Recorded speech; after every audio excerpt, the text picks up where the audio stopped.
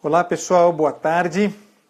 São 6 horas e 5 minutos. Eu vou fazer hoje mais uma live literária, um pouco no esquema daquilo que eu tinha prometido para vocês que eu iria fazer.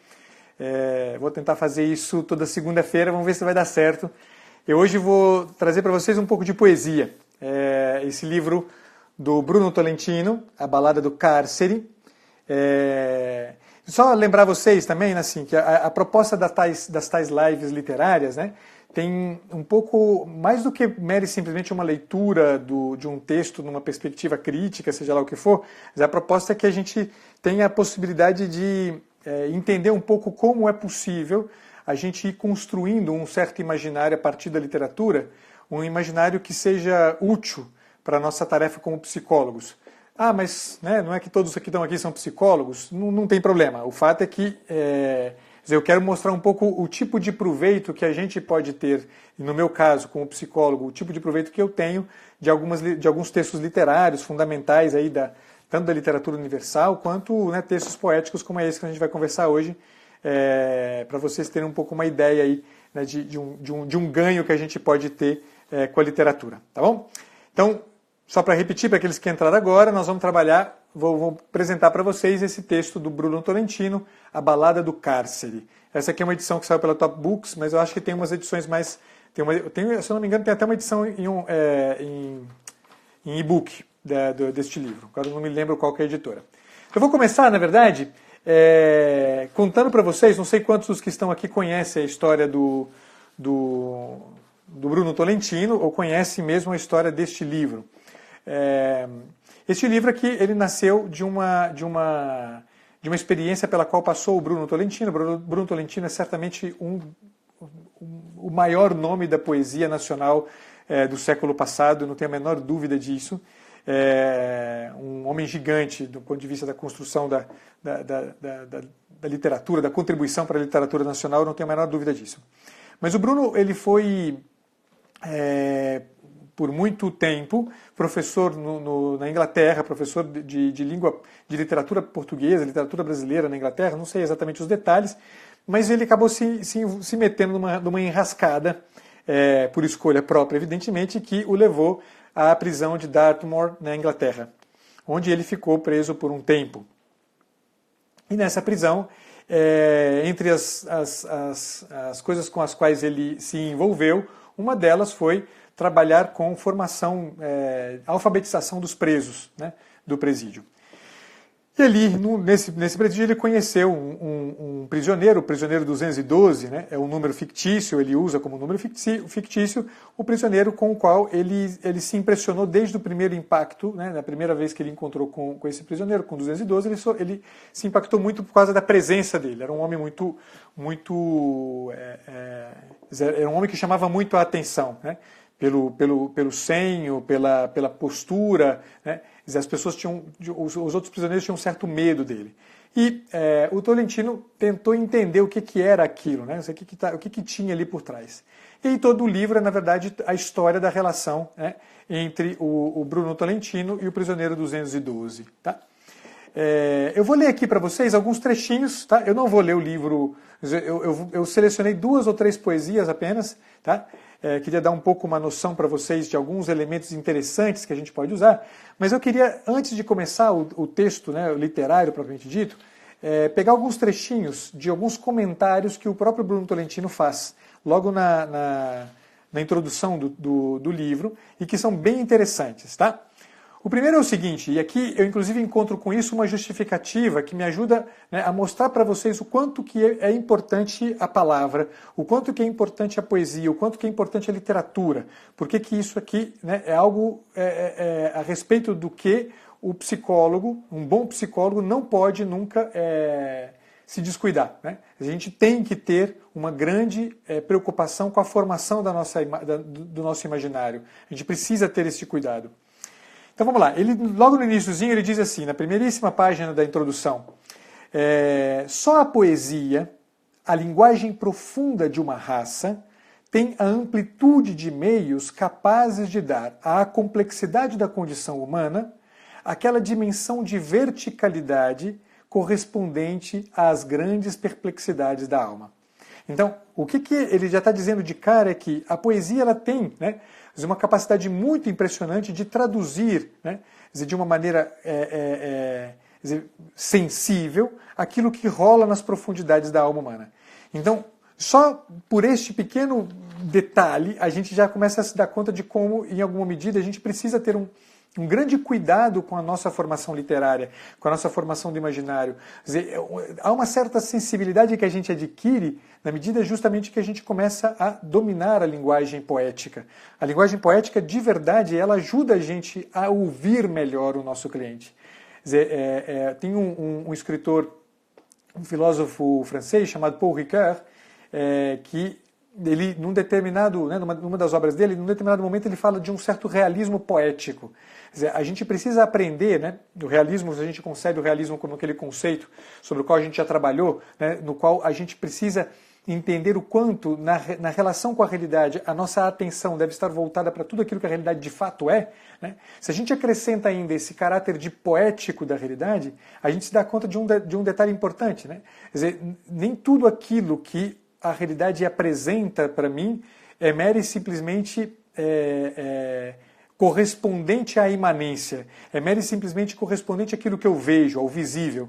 Há elementos de invisível na realidade para os quais eu devo voltar o meu olhar, né? Eu devo voltar a minha atenção. A isto a gente poderia chamar desse aspecto de poético do realismo.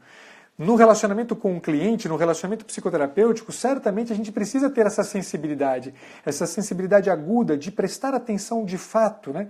Quer dizer, naquelas entrelinhas do dito, né? Nas entrelinhas do que o cliente fala.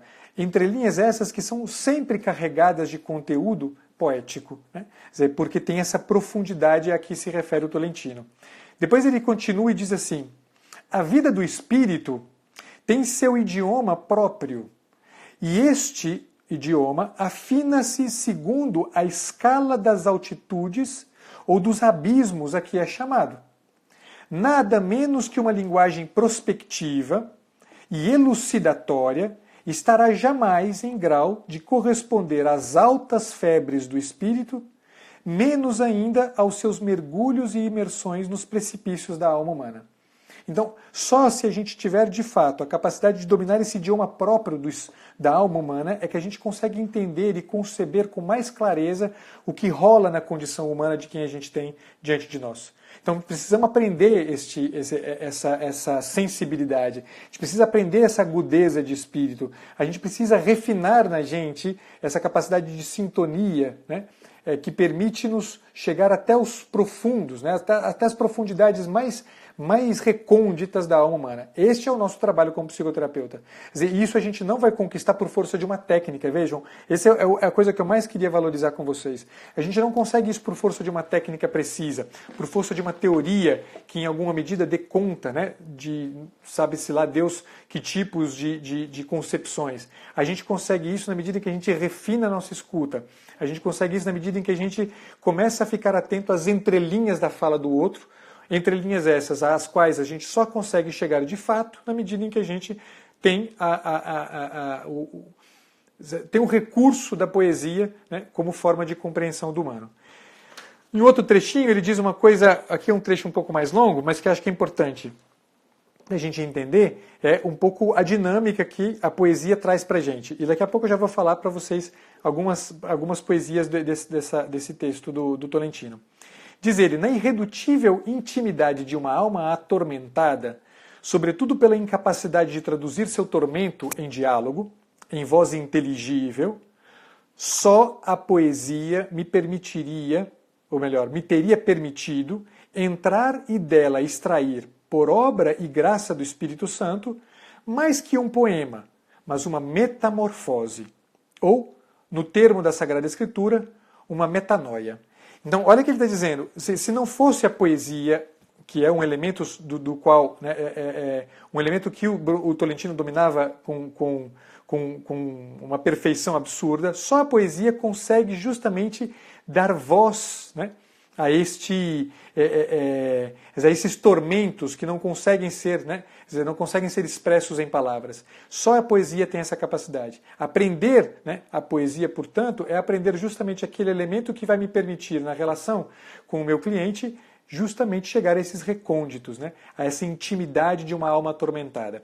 O prisioneiro 212 era uma alma atormentada, uma alma que, portanto, precisava encontrar um meio de expressão, né? Este meio de expressão ele encontrou por via da poesia, que foi-lhe apresentada pelo Bruno Tolentino. Hoje, o prisioneiro 212 é um psicólogo, é verdade, é um fato, é um psicólogo formado pela Open University do Reino Unido, e ele é um membro associado da prestigiosa Sociedade Real de Psicologia da Inglaterra. O nome dele, né, o nome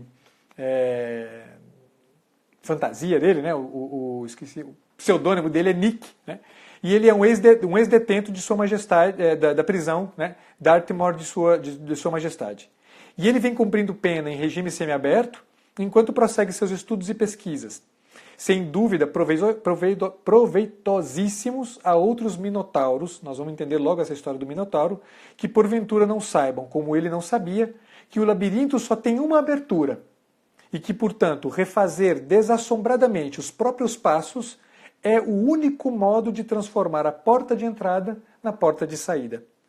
Condenado à prisão perpétua pelo assassinato da esposa em 1980, o prisioneiro 212 levou a cabo, em cerca de 2 anos, uma completa revolução em seu modo de ver e de ver-se. Isto aqui, né, este ponto é um ponto que eu queria gastar alguns minutinhos mais com vocês, porque é muito importante. Vejam que o Tolentino acabou fazendo é um processo psicagógico, né? Aqui eu já me referi em outras ocasiões que, para mim, o processo, a psicoterapia, mais do que cura da alma, é uma educação da alma, uma reeducação da vida psíquica. O que, né, o Tolentino fez sem ser psicólogo foi justamente reeducar, né, a alma do prisioneiro 212 de uma maneira tal que ele consegue entender que a porta que levou ele para o labirinto e colocou em contato com o Minotauro, colocou em contato com a dor, com o drama, com o sofrimento, com todo este tormento que era, né, com o convívio com o próprio pecado, o convívio com o crime, a porta de entrada era a porta de saída. E ele precisava justamente encarar, né, o percurso de volta. Esse percurso de volta, um percurso pelo qual tantos de nós que já fez psicoterapia sabe exatamente do que se trata. Quantas vezes a gente não se aprofunda, né, no drama dos nossos erros, dos nossos vícios, das nossas tendências para o mal, e a gente acaba se perdendo e se calando, né, no fundo da nossa alma, e com isso a gente perde, né, a possibilidade de, em alguma medida, ter, né, ver aberta de novo, né, a chance da gente se ver de forma adequada, né, e ver de modo adequado. A psicoterapia deve ser algo assim. A psicoterapia não é outra coisa senão isto. Empreender uma revolução no modo de ver e de ver-se. Isto a gente precisa aprender. Empreender uma revolução no modo de ver e de ver-se. Um psicólogo que não empreende no seu cliente uma revolução no modo de ver e de ver-se, certamente não é um bom psicólogo. Certamente ele não ajuda o seu cliente a sair, né, do labirinto do Minotauro. Né? Ele não ajuda o cliente a sair. O seu drama, diz o Tolentino, eu termino, só vai ter mais um trechinho, depois eu vou ler umas 3 poesias para vocês, 4 poesias. O drama do prisioneiro Ambrose, que ele chama de Ambrose, né, por causa do 212, para rimar, o drama desse prisioneiro tinha menos de patológico do que de exemplar. Com efeito, eu jamais havia encontrado alguém tão inarticulado, tão selvagem ante os impassíveis portais da linguagem simbólica, nem mais indiferente à via larga da conversação trivial da interação a nível corrente. O 212 era um cara que, no fim das contas, ele meio que embotou a capacidade de comunicação da vida interna. E esse embotamento foi, né, exatamente a prisão dele. Né? Então a prisão não era tanto, né, o estar em Dartmoor. A prisão era muito mais a prisão que ele mesmo criou. E a gente vai ler isso aqui daqui a pouquinho na sequência. E, finalmente, antes da gente passar aqui para os trechos que eu queria ler para vocês, um último trechinho aqui da introdução diz o seguinte... Qual é o teor deste livro, né, diz o Tolentino? Nada menos do que a linguagem da poesia poderia dar conta da formidável riqueza de símbolos e metáforas vivas, através dos quais aquele espírito conturbado do prisioneiro 212 buscava desesperadamente dar forma verbal inteligível ao universo fantasmagórico que habitava. Então, a linguagem é certamente um aspecto sobre o qual a gente tem que se ater muito, e muito consistentemente. Um psicólogo que não domina a linguagem é certamente um psicólogo amputado. Um psicólogo que não domina a riqueza dos símbolos, das metáforas, é certamente um psicólogo amputado. Um psicólogo que não conhece a riqueza da metafísica é certamente um psicólogo amputado. Um psicólogo que não tem a clareza, não tem uma sensibilidade para os dramas da existência humana, ele certamente é um psicólogo amputado. Então a gente precisa, na verdade, recuperar, né, em nós algo que se perdeu e se perdeu profundamente na nossa formação. E a gente precisa fazer isso por uma via que eu acho que é exatamente a via que o Tolentino adotou no relacionamento com o 212.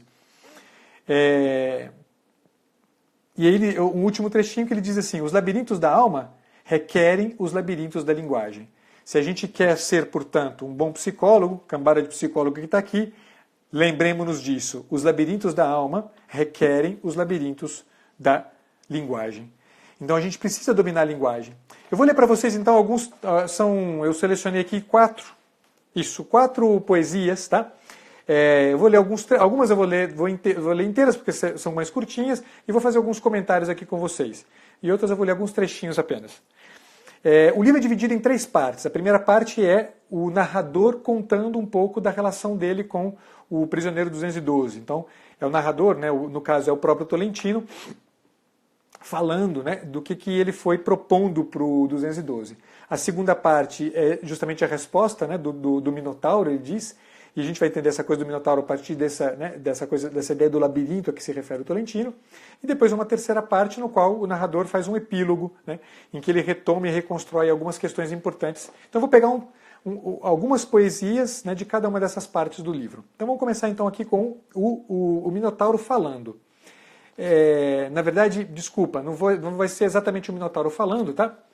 Mas vai ser uma resposta que o Tolentino dá ao Minotauro, tá? Então são 2 respostas que o Tolentino dá ao Minotauro a partir de algumas falas que ele, algumas percepções que o Tolentino vai tendo do prisioneiro. Vale dizer que toda essa primeira parte não é exatamente o Minotauro falando, é muito mais, né, o Tolentino entendendo o que o Minotauro está dizendo. Então ele está traduzindo em linguagem poética, né, todo o conteúdo dessa alma conturbada do Minotauro.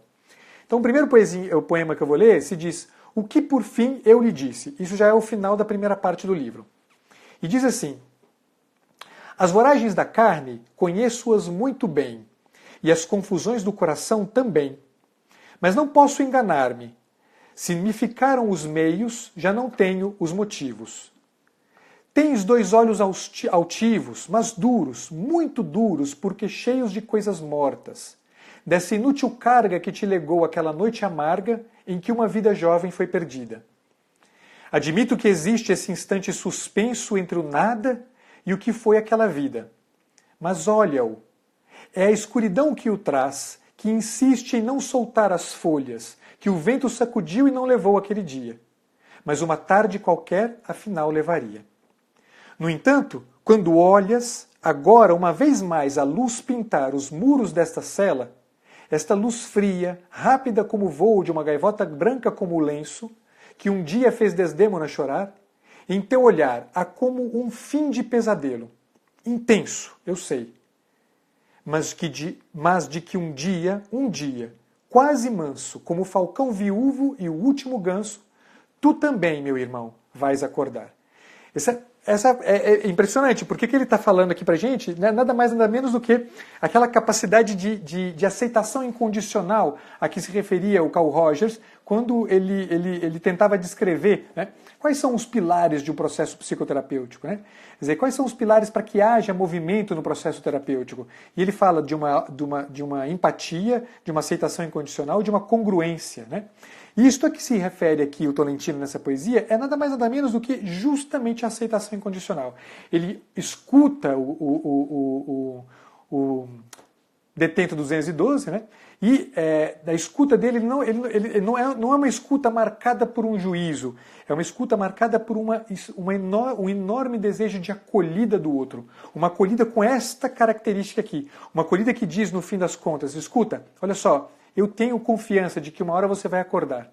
Uma hora você vai acordar disso aqui. Uma hora isso tudo vai acabar e você vai finalmente poder sair deste labirinto. O segundo poeminha, esse é mais longo um pouco, mas é maravilhoso. Ele é mais longo, mas os versos são mais curtinhos. Se chama E lhe cantei então este acalanto. É um acalanto que o Tolentino canta então para o prisioneiro 212. E é impressionante, desculpa, né? Eu faço um parênteses. Porque a gente está falando de prisão, a gente está falando de um cara que assassinou a mulher, a gente está falando de um monte de coisas duras, sombrias, né? E, no entanto, né, tem uma sensibilidade do Tolentino, né, de traduzir em um acalanto, né, uma coisa como essa. Pensa o que significa um tipo de escuta como essa. Pensa o tipo de acolhida empática, pensa que tipo de processo empatizante não está envolvido quando a gente é capaz de estar no relacionamento com o outro, com o nosso cliente na clínica, né, e finalmente entender que a nossa tarefa, mais do que julgar, é acolher. Né? A nossa tarefa, mais do que julgar, é fazer aquela experiência de misericórdia, aquela experiência de perdão da diferença, quer dizer, de acolher o outro como totalmente diferente, né? De acolher o outro como alguém que empreendeu o arco mais importante né, do nada à existência, né? E que só isto aqui já nos obriga a uma reverência na relação com o outro. Né?